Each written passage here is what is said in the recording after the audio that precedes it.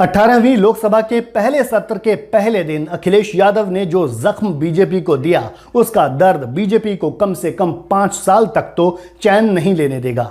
अयोध्या वाली फैजाबाद लोकसभा सीट से सपा सांसद अवधेश प्रसाद के साथ संसद में अखिलेश यादव की यह तस्वीर कम से कम अगले 5 साल तो बीजेपी के लिए कोढ़ में खाज का काम करेगी। जब जब संसद की कार्यवाही चलेगी तब तब बीजेपी को यह तस्वीर बुरे सपने की तरह डराएगी। यह तस्वीर बीजेपी को एहसास कराएगी कि जो राम को लाने का दावा करते थे, जनता उन्हें अयोध्या से संसद में नहीं लाई। यह तस्वीर बताएगी कि जिस अयोध्या के राम मंदिर के लिए बीजेपी ने बरसों बरस आंदोलन चलाया, राम मंदिर बनने के बाद उसी अयोध्या वाली लोकसभा सीट से बीजेपी का जनप्रतिनिधि संसद नहीं पहुंच सका।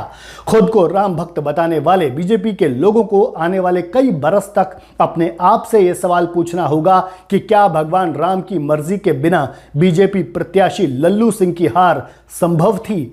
बीजेपी को खुद से यह पूछना होगा कि राम मंदिर बनने के बाद क्या अवधेश प्रसाद बिना राम कृपा के लोकसभा का चुनाव जीत सकते थे। यह सवाल जरूरी है कि अयोध्या से सपा का वो प्रत्याशी अवधेश प्रसाद क्यों जीता जिसका नाम खुद भगवान राम का नाम है। लंबे वक्त तक अखिलेश यादव बीजेपी को यह याद दिलाते रहेंगे कि भले ही वो खुद को राम मंदिर की सबसे बड़ी पैरोकार मानती रही हो, लेकिन भगवान राम ने जीत का प्रसाद अखिलेश को ही दिया, वो भी अवधेश प्रसाद के रूप में। समाजवादी पार्टी के नेता और फैजाबाद के सांसद अवधेश प्रसाद ने खुद अपनी जीत को भगवान राम के चरणों में समर्पित किया है। उन्होंने कहा, भगवान राम की कृपा से हम चुने गए हैं। बीजेपी कहती थी हम राम को लाए हैं, लेकिन राम जी का आशीर्वाद मुझे मिला। अवधेश प्रसाद ने यह भी कहा कि अयोध्या किसी की बपौती नहीं, प्रभु श्री राम की धरती है। असली राम भक्त तो हम हैं, हमसे बड़ा कोई राम भक्त हो नहीं सकता। अयोध्या की देवतुल्य जनता ने घमंडी लोगों को हराया है।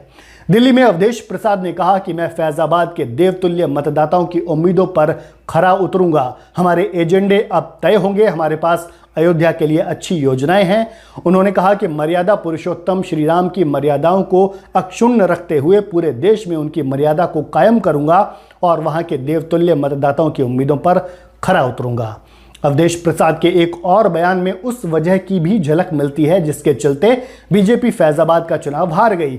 अवधेश प्रसाद ने कहा कि हकीकत यह है कि बीजेपी ने राम के नाम पर देश को धोखा दिया, राम के नाम पर व्यापार किया, राम के नाम पर महंगाई बढ़ने दी, राम के नाम पर बेरोजगारी बढ़ने दी और राम के नाम की आड़ में ही गरीबों और किसानों को उजाड़ा। लोग इसे अच्छी तरह समझ गए थे।